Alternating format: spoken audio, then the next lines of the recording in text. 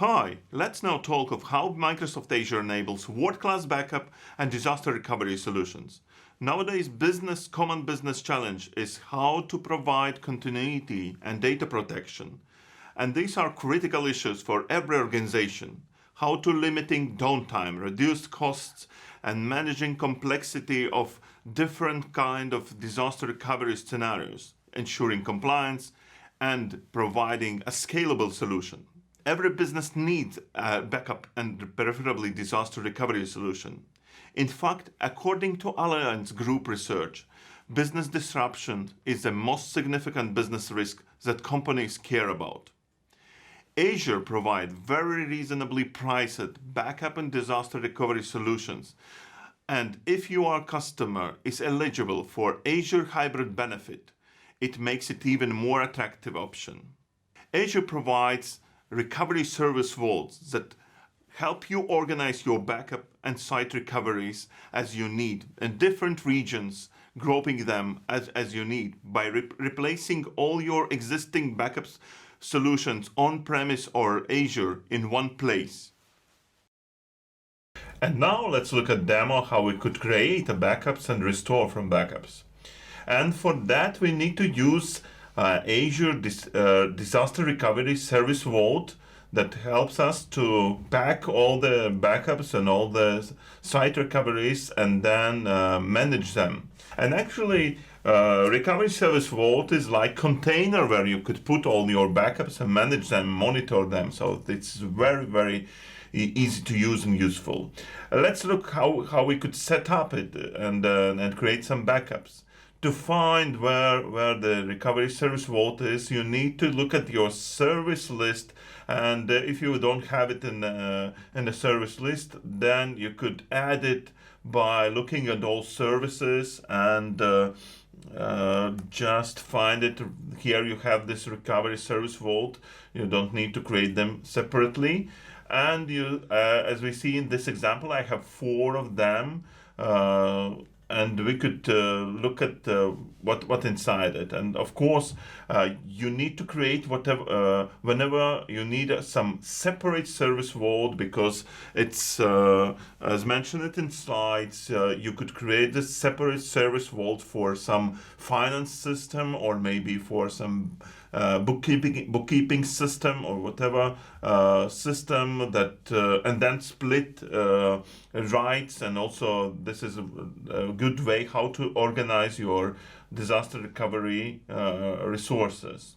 And to create a new recovery service vault, you just need to provide a resource group and or create a new resource group and provide a vault name and a region. And very important is be very careful by selecting some region, because you could back up resources. If we talk about Azure resources, you could back up only to this service vault only those resources that are located in same region. So be careful that if you choose Central Europe, that your resources you can use only resources from the same region. And let's look at some already created service vault. Like here, we open service vault, and as a container we have both options. We could manage backups and site recovery. And if we look at the backups, we can see all the backups we have. We see that we have one backup item, and there is a split between local resources and global resources, geo-redundant services, some statuses for monitoring, but most important, some options of the service vault like properties. There we have this location. We see the North Europe, and it's not possible to change later on, so you need to create a new service vault. And you could see all your backup items under the backup item section, and you see that currently we have Azure Virtual Machine. The new option for backup is SAP HANA in Azure Virtual Machine, a SQL Server in the Virtual Machine, and many other services. And you could also use a Azure Backup Server or backup agent for on-premise scenarios.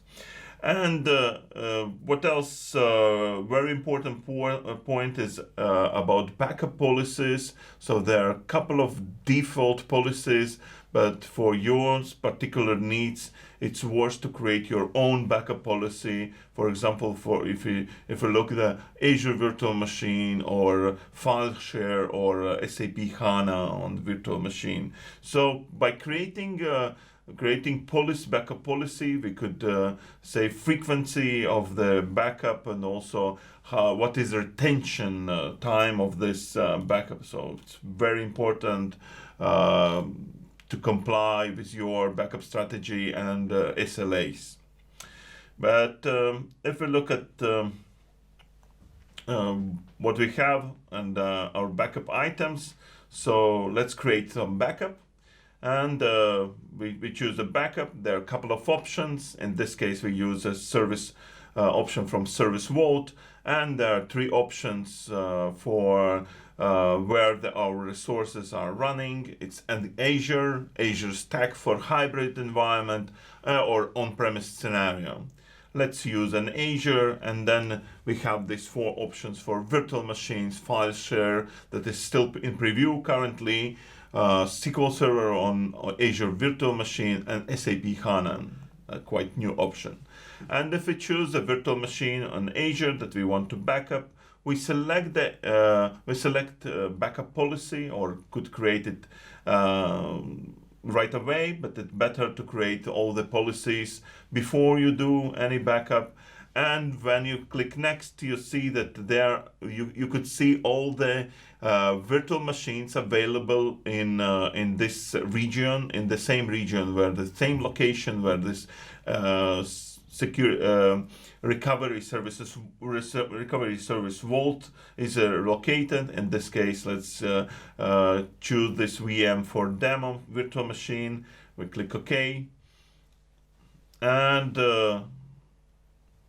we say that everything is good, and we say enable backup, and backup actually started. If we go back and look at backup items, and we currently see this one virtual machine, and this next virtual machine is backupping. So it will take some time depending on the virtual machine size and recovery plan. But now let's look at this already backupped virtual machine, and what are restore options. And there are 2 restore options. That we could restore it to the same virtual machine, just restoring the disk drives. And there's if there are still temporary images available, because when the backup creating and copying backup to recovery service vaults, it creates a temporary image copy.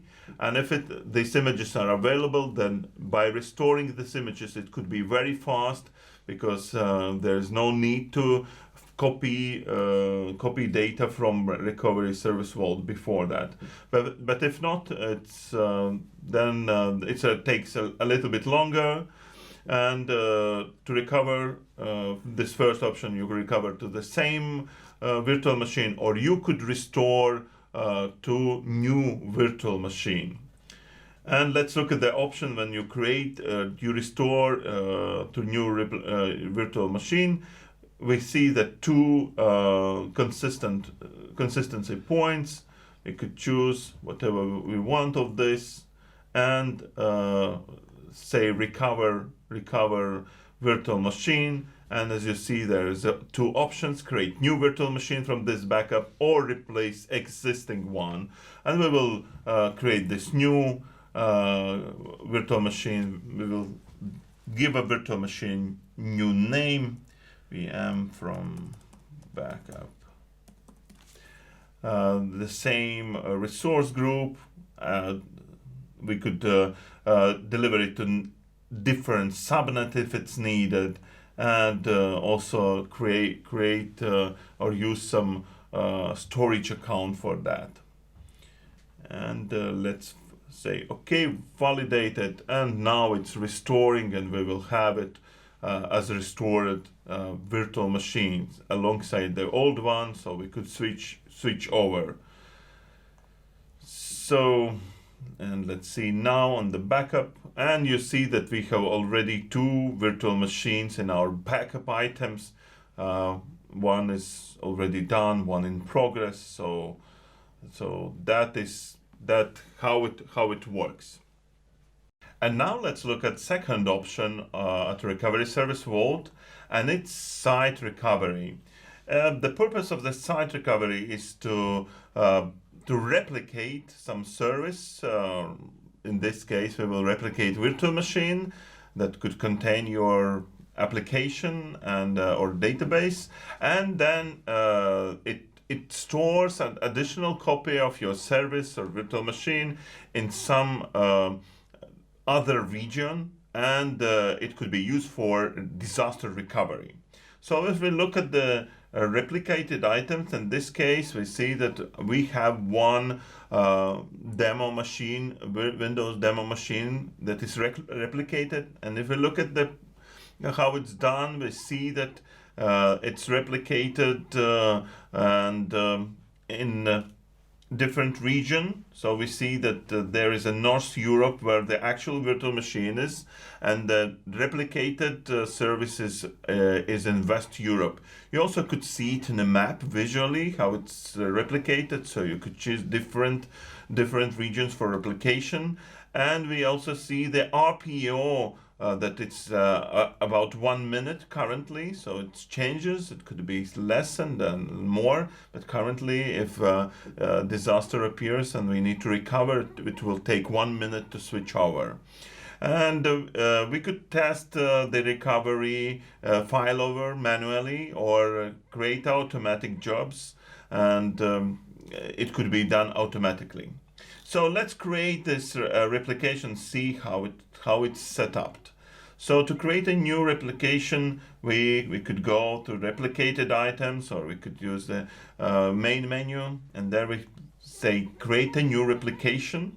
First we define the source. Again, we saw source location is very important, and we say let's select. And in this location we see that there is a VM for demo available, and we select this virtual machine and we say okay. We also could select different other services. It could be on-premise services or cloud services, and we could select the target location for our service. In this case, let's keep this Western Europe. Some additional customizations for target network and managed disks and availability sets, so we could set up additionally, and we just enable this replication, and it's added to our replication set. It will take a couple of minutes and it will be created, so we will be able to run it automatically or manually. And all these replications will be available under the site recovery section, so we could see and monitor the status of them. Also we could get all these reports in Power BI if we need, and see that our Azure replicated machines or VMware or Hyper-V environment. That's it from my side. I really encourage you to reach out your customers and discuss these scenarios with them. Even they are not considering to go to Azure right now, backup and disaster recovery is a great door opener to build your Azure business in your accounts. I hope you liked this demo.